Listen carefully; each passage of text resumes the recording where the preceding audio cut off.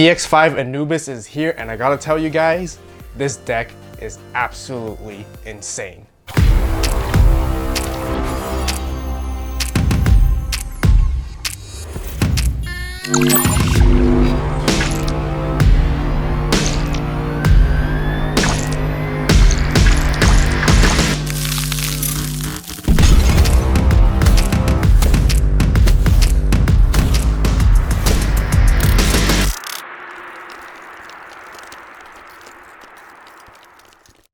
Alright guys, we're back at the DCGO playing our gameplay matches, and once again, huge shout outs to Huang Zero and his team for coming up with this amazing app. Just so you guys know, this is entirely free. They're not making any money out of it whatsoever. It's also still work in progress, so if you guys want to learn more details about it, I'll leave them in the description box down below, so be sure to check it out as well. Anyways, we're going to showcase our first game of Anubismon, which is definitely one of my personal most hyped decks. Incredibly strong deck of the format that we're playing today, and we're going to be playing against Beostar as our first matchup to showcase how crazy the Anubis deck can actually build a board with.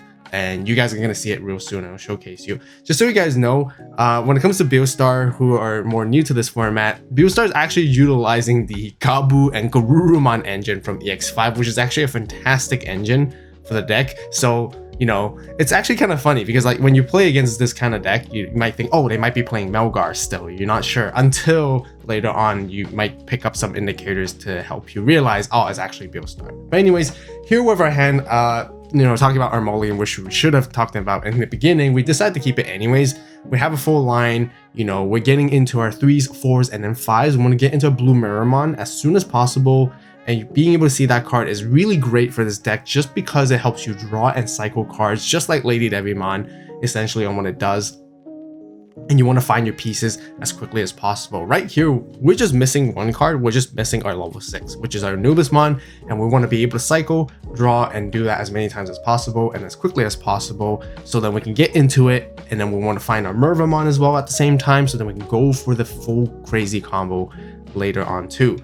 Here, they're going to start chipping away. They do understand that, you know, this Mervamon on the board can be very dangerous because if we get into our combo sooner or later, we can just snowball and ramp up way too quickly with this deck. So that's fine because we have a, you know, a Goblimon. We can go into another Ogremon, and then we can actually set up for ourselves for another blue Mervamon play afterwards. Now we finally see our Anubis. So, you know, all we need to do is just like set up cards. We want to set up the options, you know, trainings, boosts. So then we can go and do that exact same combo next turn by going into the blue Mera, draw and trash more cards, go into Anubis. And now as we cycle through, we get to find our Merva, which we're basically ready for next turn, you know, and only giving us opponent 2 memory to work with is absolutely fantastic, and we're in really good position at this moment.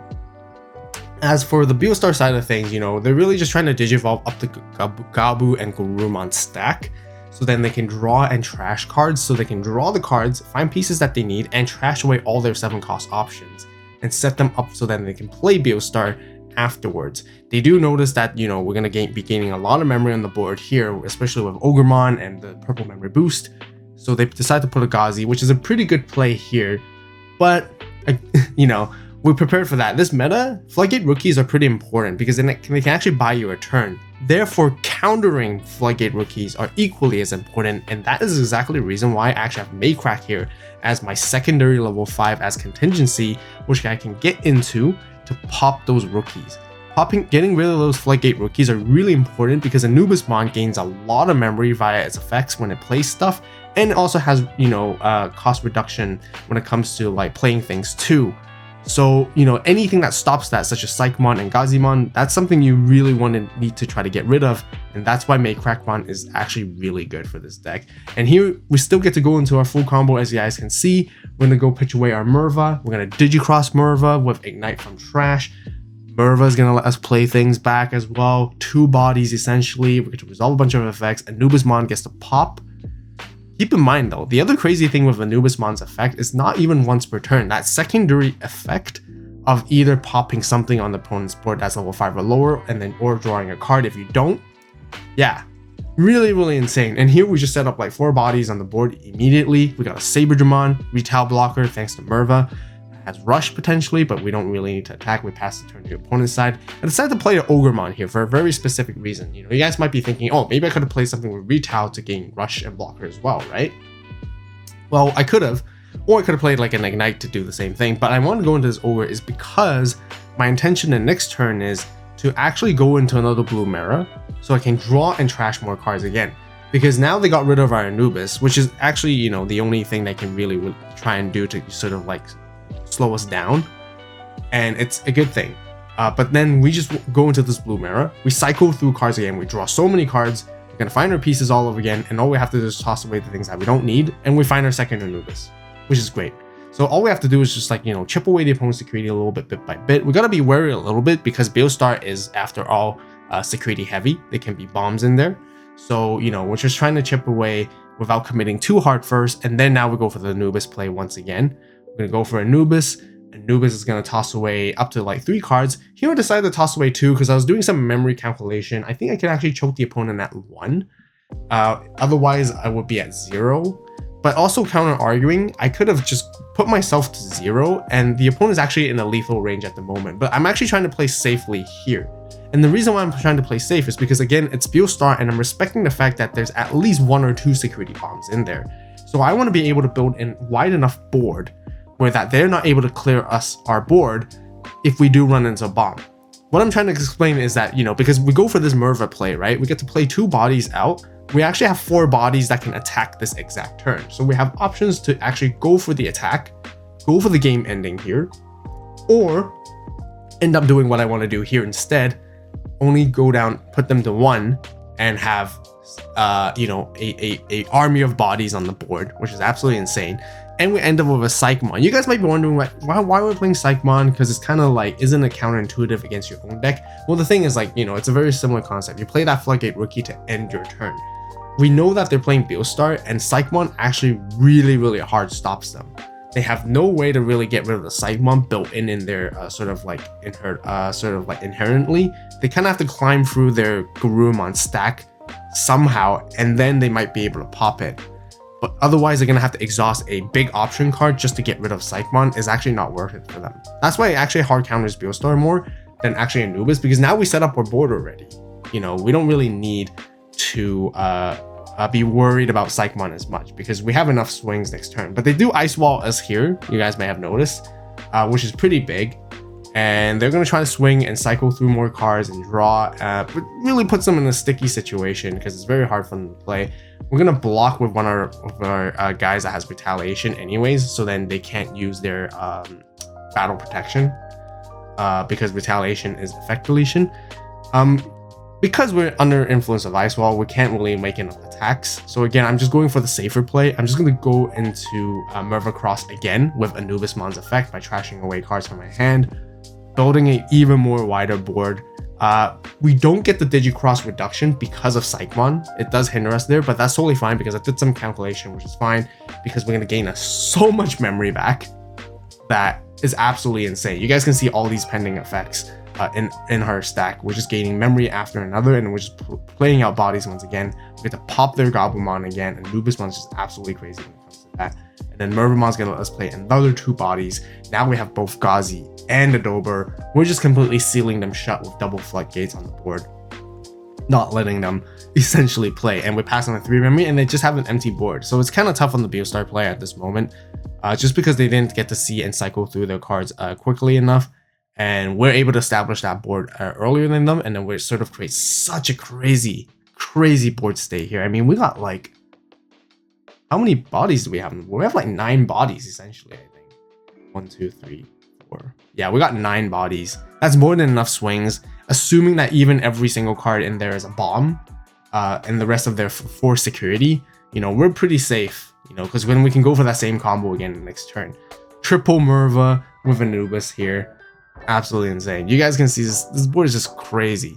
The only thing that sort of can like screw us over there might have been Death X, but that's again the whole reason why I played the Psychmon, because Death X wouldn't be able to stop us there then instead. So all we have to do now is just go ahead and swing and start attacking, not to be worried about it whatsoever. We know one of the cards is the X Antibody Proto, which we saw earlier on, so we're just going to keep attacking here. We do run in Rival's Barrage, and see what I told you guys. You know, there are bombs in there. but now we have like basically a completely, you know, safe-proof game swing right there. Alright, so for our second game, we're going to be facing against Mirage Galgamon, which is still actually a really strong deck, and I still think in EX5 it can still be very decent, especially it has a lot of bouncing effects. It can actually sometimes hard counter Anubis by bouncing stuff non-stop, and like if they're able to get to their stack like quicker before us.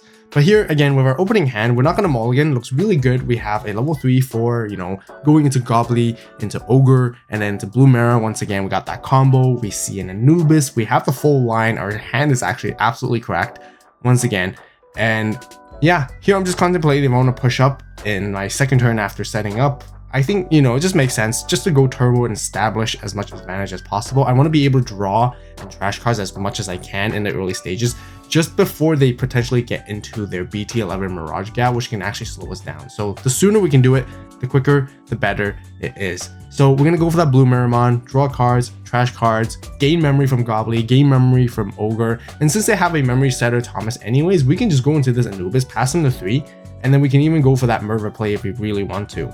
Here, you guys might notice I have a Spadamon in hand. You guys might be wondering, why are we playing this card? Don't worry, we're going to showcase why it's really good and really, really important in certain matchups, especially when it comes to this later on. But there's a very specific reason why it works in this deck too. But anyways, we're not going to toss it away in our trash. Ideally, you do want to toss it away in your trash eventually, but we don't want to reveal it to our opponent because our opponent is going to know we're going to have it in trash. Otherwise, we can actually surprise them with Spadamon by keeping it in their hand and then saving it for later. You guys will see. You guys will see. But we give them a little bit more memory to work with. We pass them to 4 instead of 3, which is totally fine. So then we have a Saberdramon, we have Merva as well. We got 3 bodies on the board, and then the next turn, you know, we can just attack, and then potentially try to go for the same combo all over again. You know, we have a Rookie, which is Psychmon, which is not ideal, but we can just Digivolve it. In this particular matchup, is not going to help us face against the opponents as much since they don't reduce play cost anyways. Here they do go into Zudo, which is pretty interesting, trashing away our Merva. You know, we don't have an Ignite just yet, but we're gonna find one eventually, which is why we had to do a Merva cross instead of a Merva Ignite cross. They get to toss away some of our sources and then bounce our Merva back to our hand, which is not a big deal because we set up already established on the board. We get to play this Merva again later, which is going to be really good for us anyways. They swing into us, run into Ogre, which could actually potentially utilize as well, and they go into this Mirage here. Looks like unfortunately they didn't find the one that they really need, which is the BT11 one, which is rather unfortunate. But here, I'm going to showcase you guys why, again, I particularly play Spadamon. You guys know with Anubismon's secondary effect, it deletes a level 5 or lower. Now, you know, being able to clear those kind of crazy boards is really, really good. There's also alternative methods to remove this board state as well. We can go for the Saberdramon, can rate Retail against it, which is also really good. But here's some other crazier things you can do with it. By Digicrossing the Merva for 2 costs only again, because now we tuck something underneath as well. We're going to play 2 bodies back. They're going to get to have this Thomas out because we did draw a card. Maybe we should have like sequenced our effects to pop first before to draw, perhaps.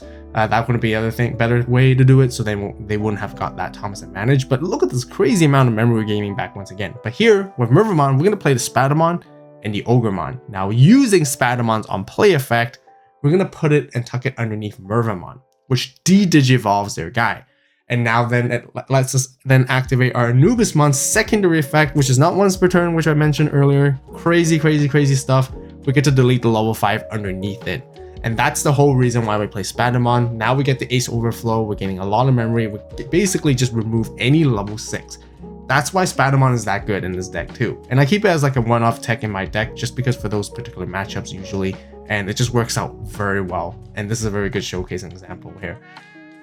We're just going to chip away the security a little bit by bit. We are in the driver's seat at the moment. Our board is looking amazing. We have so many boosts to work with. We can just go and find pieces and take it slow. And then the next turn, we're basically ready to go for game essentially. And that's how crazy this Anubismon deck really is. They don't have a Rookie in the back to come out from raising either. They're going to have to find their pieces as Mirage. They found their Mirage there, the BT11, but I think it's a little bit too late. They can establish Thomas here.